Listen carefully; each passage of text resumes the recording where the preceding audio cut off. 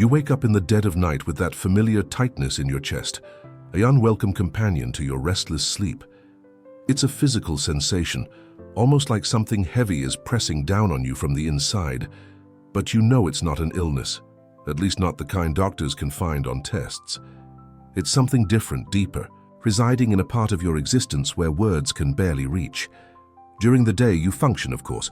You go to work, you handle your responsibilities, you even manage a smile when you have to.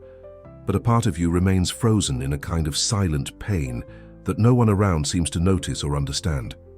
You look at others facing difficulties similar to yours, perhaps even objectively worse, and some of them seem to navigate their storms with an inexplicable strength, as if they possess some kind of inner compass that keeps them standing even when everything crumbles.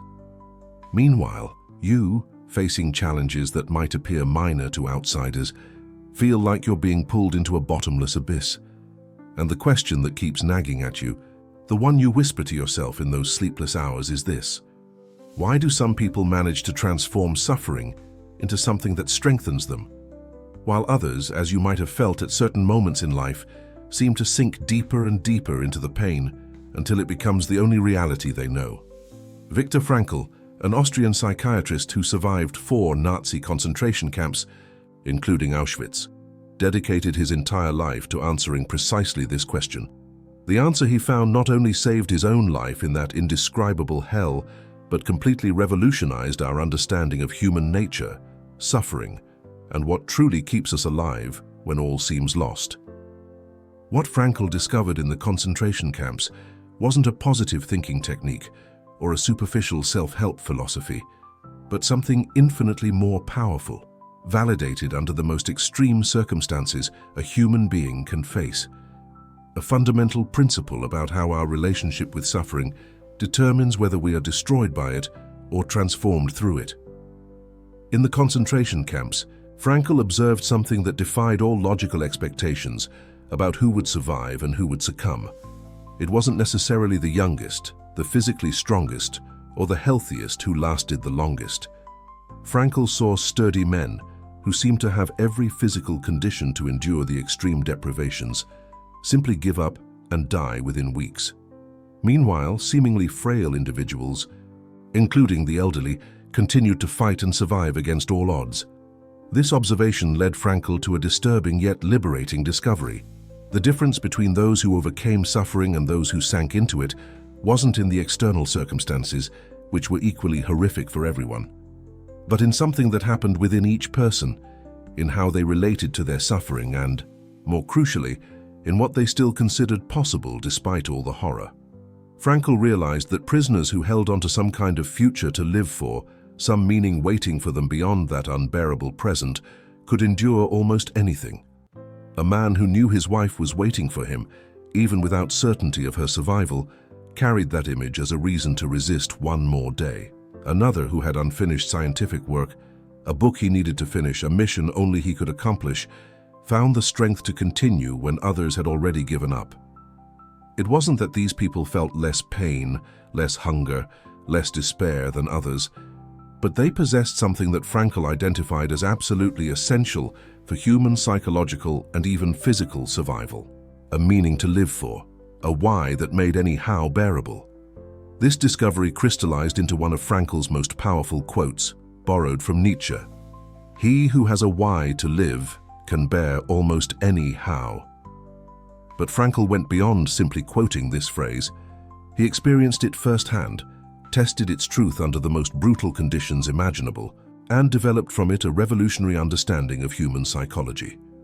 While Freud claimed that humans are primarily driven by the pursuit of pleasure, and Adler maintained that we are propelled by the will to power, Frankl proposed something radically different. Humans are fundamentally motivated by the search for meaning. It's not pleasure that keeps us alive in the most difficult moments, as pleasure is often impossible in situations of extreme suffering. It's not power, because in the concentration camps, all prisoners were completely stripped of any form of power or control. What remained, what made the difference between living and dying, between maintaining sanity or losing it completely, was the meaning each person could or could not find in their existence. Even in those absolutely inhuman circumstances, Frankl observed that when a prisoner lost this sense of meaning, when they could no longer glimpse any why to keep resisting, something visibly changed in them. First came a certain apathy, a growing indifference to their own fate. Then the person stopped fighting for the small things that maintained a minimum of human dignity, stopped washing when possible, stopped trying to protect their meager possessions, stopped engaging in conversations with other prisoners. And invariably, within a few days or weeks, these individuals would die, not necessarily from any specific illness, but simply because they had internally given up on living. What does this mean for us today, living in circumstances infinitely less extreme than a concentration camp? Frankl realized that the same dynamics apply to all kinds of human suffering. When we face a devastating loss, a serious illness, a profound betrayal, a failure that seems to define who we are. The difference between sinking into that suffering or being transformed by it isn't in the intensity of the pain, which can be equally heartbreaking for everyone, but in the presence or absence of meaning. Two people might lose a loved one, and while one can find meaning by honoring the memory of that beloved person, by living the values they represented, by transforming their pain into motivation, to help others suffering similar losses, the other might remain trapped in a pain that leads nowhere. That just perpetuates and deepens, becoming the totality of their existence. It's not that the first person feels less pain, but they've managed to establish a different relationship with that pain, integrating it into the fabric of a larger purpose that continues to give direction to their life. Frankl called this the noetic dimension of human existence, our uniquely human capacity to transcend immediate circumstances and position ourselves in relation to them from a space of meaning and responsibility. It is this dimension that allows us to be not simply products of our biology or environment, but beings capable of taking a stand in any situation, no matter how terrible. And now I want to pause and really talk with you. I know many of you watching this video have gone through times when suffering felt endless, when the pain threatened to swallow everything you are. Perhaps you're going through it right now. So tell me in the comments, have you ever felt like you were drowning in suffering that seemed purposeless? Or have you managed to find some meaning that helped you get through incredibly difficult times? If you'd like, simply write, "I need to find meaning in my suffering." You don't need to elaborate beyond that. And know that by sharing this here, you are creating a space of courage and vulnerability that can help others realize they are not alone in this quest. Often the simple act of naming what we feel, of seeing that others carry similar struggles, already begins to transform our relationship with suffering. Let's build a community here of people willing to face life's most difficult questions. But Frankl went even deeper in his analysis. He realized there's a crucial difference between necessary suffering and unnecessary suffering. Necessary suffering is that which is an inevitable part of the human condition. We will age. We will lose people we love. We will face limitations and frustrations. We will eventually die. This suffering cannot be avoided. It's part of the contract of human existence, and Frankl argued that trying to escape it or deny it only creates more suffering. Unnecessary suffering, on the other hand, is that which we ourselves create or perpetuate through our attitudes, choices, and ways of relating to life. A person who tortures themselves with regrets over past decisions that can no longer be changed is creating unnecessary suffering. Someone who stays in destructive relationships out of fear of being alone is choosing unnecessary suffering. Those who stop pursuing their deepest values out of fear of judgment are imposing unnecessary suffering on themselves. Wisdom, according to Frankl, lies in accepting necessary suffering without bitterness, finding meaning even in it, while having the courage to eliminate unnecessary suffering through concrete changes in our lives. But here's the most profound paradox Frankl discovered. Even necessary suffering, the kind we cannot avoid or change, still offers a last and supreme human freedom, the freedom to choose our attitude towards it. This freedom of attitude, which Frankl called the last human freedom, is something no one can take away from us, not even in the most extreme circumstances. In the concentration camps, the Nazis could control every aspect of the prisoners' lives. They could torture them, humiliate them, strip them of all external dignity, but there was an inner space that remained inviolable if the prisoner chose, the attitude with which they faced their fate. Frankl tells of prisoners who, even amidst that unspeakable horror, still found ways to exercise kindness, to share their last piece of bread with someone even more in need, to offer words of comfort to comrades who were breaking down, to maintain some form of inner spiritual or intellectual life that the Nazis could not reach. These individuals proved that even when everything is taken from us, when we have absolutely no control over our external circumstances left, we can still choose who we will be in the face of those circumstances. This choice of attitude doesn't change the suffering objectively. It doesn't diminish the physical or emotional pain we feel, but it fundamentally changes the meaning of that suffering. And with it, it also changes who we become through it. Suffering without meaning diminishes us, breaks us, turns us into passive victims of a cruel fate. But suffering to which we can give meaning, suffering that we face with an attitude of dignity, courage, and commitment to something larger than ourselves, that suffering can transform us, can reveal depths of strength and meaning we would never discover in the absence of pain. Frankl identified 3 primary paths through which we can find meaning in life, and it's crucial to understand that these paths are always available to us, regardless of our circumstances. The first path is through creation or work, through some contribution we make to the world, something we leave as a legacy, whether it's through an artistic endeavor, a professional achievement, a project we deeply care about. Any form of creative expression through which we put something of value into the world that wouldn't exist without our involvement. The second path is through experience or love, through deep encounters with other people, with nature, with art, with beauty, moments of genuine connection that transcend us and link us to something larger than our isolated selves. And the third path, perhaps the most surprising and powerful, is through the attitude we adopt in the face of inevitable suffering. When the first 2 avenues are temporarily blocked, when we can no longer create or work due to circumstances beyond our control, when we lose the capacity to experience certain forms of love or beauty, this third path still remains. The possibility of transforming personal tragedy into human triumph through the attitude with which we confront it. It's here that Frankl reveals something absolutely revolutionary. Suffering ceases to be simply something that happens to us and becomes an existential task, an opportunity to demonstrate what we're made of when tested in the most extreme depths of our humanity. But how exactly do we do this in practice? How do we find meaning when we're in the midst of intense pain? Frankl was very clear about one thing. Meaning cannot be given or prescribed by another person. Each of us needs to discover the unique meaning of our own life, and that meaning can change from one moment to another, from one situation to another. There's no universal formula, no instruction manual that works for everyone. What Frankl offers isn't a ready-made answer, but a method of existential inquiry. He suggested that instead of asking what we expect from life, we should ask what life expects from us. In every situation, no matter how difficult, there's a specific task waiting for us, a unique demand that only we can answer. For a parent who loses a child, the question isn't why this happened to me, but rather, what can I do with this pain? How can I honor my child's memory? How can I transform this loss into something that helps other parents who suffer similar losses?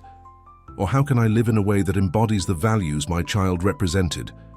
For someone facing a serious illness, the question isn't why me, but rather, how will I face this? What kind of person will I be during this process? What can I learn about myself and about life through this ordeal? This inversion of the question is absolutely fundamental. We stop being passive victims, questioning why life is unfair to us, and become responsible agents, asking what we can do with the hand we've been dealt.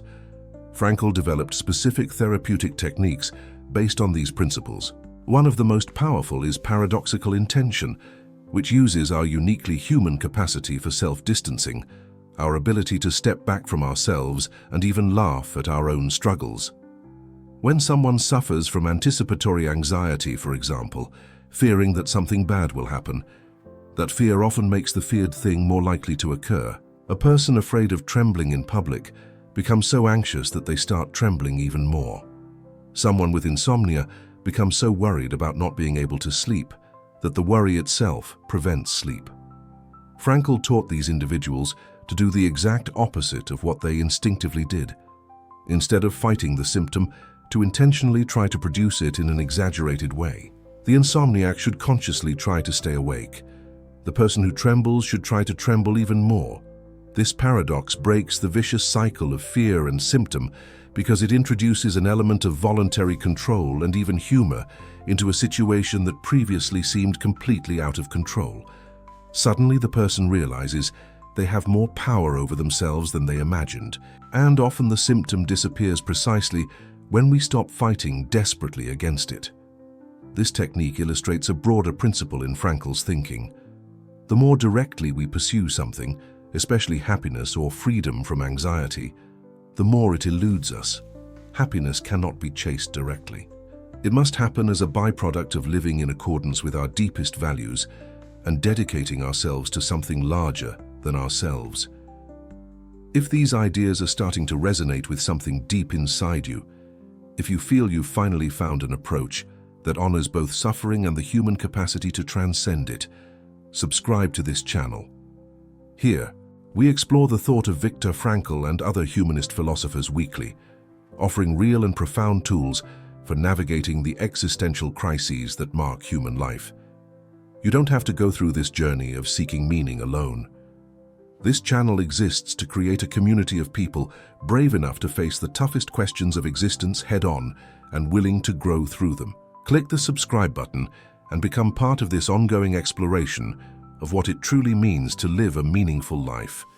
But we also need to acknowledge the limits and potential criticisms of Frankl's thinking. Some argue that the emphasis on individual responsibility can inadvertently blame victims of genuinely oppressive circumstances, suggesting that if they're suffering, it's because they aren't finding adequate meaning in their lives. This is a superficial reading of Frankl, but the danger exists. Frankl never denied the reality of social injustices or suggested that suffering caused by systemic oppression is the victim's fault. What he affirmed is that even in the face of real injustices, even when we are legitimately fighting to change oppressive circumstances, we still retain the freedom of our attitude. And this freedom is precisely what prevents us from being totally defined or destroyed by oppression. Another point of tension is that not all suffering can or should be transformed into something meaningful. Sometimes suffering is simply absurd, and forcing meaning where there is none can be a form of psychological violence against ourselves. Frankl recognized this when he differentiated between necessary and unnecessary suffering, but the line isn't always clear in practice. Furthermore, his approach, while profoundly humanistic, was developed in a specific cultural context and may not resonate in the same way with all philosophical or spiritual traditions. What remains valuable, however, is Frankl's central invitation to take responsibility for our existence, not in the sense of blaming ourselves for everything that happens to us, but in the sense of recognizing that we always have some degree of choice about who we will be and how we will respond to what life presents us. The deeper question Frankl leaves us with is this: what are you willing to suffer for? This question might seem strange in a culture obsessed with avoiding pain at all costs, but it's one of the most important questions we can ask ourselves. Because we are all going to suffer anyway, that's guaranteed. The only question is whether our suffering will have meaning or be empty, whether it will transform us or just break us, whether it will reveal the best or the worst of us. When you identify what's worth suffering for, you discover your deepest meaning. The artist willing to face years of rejection and financial hardship for their art has found something worth suffering for. Parents facing sleepless nights, constant worry, and endless sacrifices for their children have found something worth suffering for. The activist risking their safety and comfort fighting for social justice has found something worth suffering for. It's not that these people don't feel the pain, but the pain is in service of something larger, and that completely changes its nature. Meaningless suffering slowly destroys us. Meaningful suffering, however intense, can strengthen us and reveal depths of character and purpose we would never know in the absence of the trial. Frankl lived to be 92, decades after his liberation from the concentration camps, and continued to practice psychiatry, write, and teach into his final years. He witnessed the world change dramatically, Saw affluent societies create new kinds of existential suffering unknown in his youth, observed entire generations struggling not with a lack of material resources, but with a lack of meaning, not with external oppression, but with inner emptiness. And in all these different contexts, the central principle he discovered at Auschwitz remained valid. Human beings need meaning more than anything else, and when that meaning is present, we can endure and transcend almost any circumstance. When it's absent, even the most outwardly comfortable life can feel unbearable. This is perhaps the great epidemic of our time, not a lack of resources, information, or opportunities, but a lack of deep meaning that makes all of it worthwhile. How many people do you know who have everything society says should make them happy, yet still feel a disturbing emptiness they can't name or fill? How many times have you yourself felt that sense that something fundamental is missing, even when objectively your life is going well? Frankl's answer is not to seek more pleasure, more achievements, more external validation, but rather to turn inward and ask, what is life asking of me now? What is the unique task only I can fulfill? What am I willing to take responsibility for, even if it's difficult? And when we face unavoidable suffering, the question becomes, what meaning can I find in this situation? How can I grow through it instead of being diminished by it? What attitude will I choose to adopt in the face of this pain? These questions don't eliminate suffering, but they fundamentally transform our relationship with it. We stop being passive victims of a cruel fate and become active participants in creating meaning, even amidst chaos and pain. And it is precisely this active participation, this refusal to allow circumstances to completely define who we are, that marks the difference between those who sink in suffering and those who emerge from it transformed. If you've made it this far, you're part of that rare group of people who have the courage to confront the deepest questions of human existence, who aren't satisfied with superficial answers or temporary escapes from the difficult reality of being human. Hit that like button on this video so more people can discover these transformative ideas from Viktor Frankl.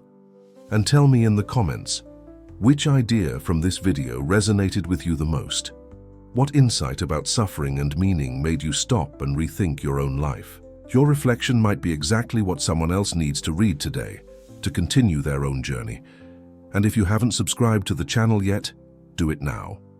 Here, we continue to explore the most profound ideas about what it means to be human, how to find meaning amidst chaos, how to live with authenticity and responsibility in a world that often seems to have lost its way.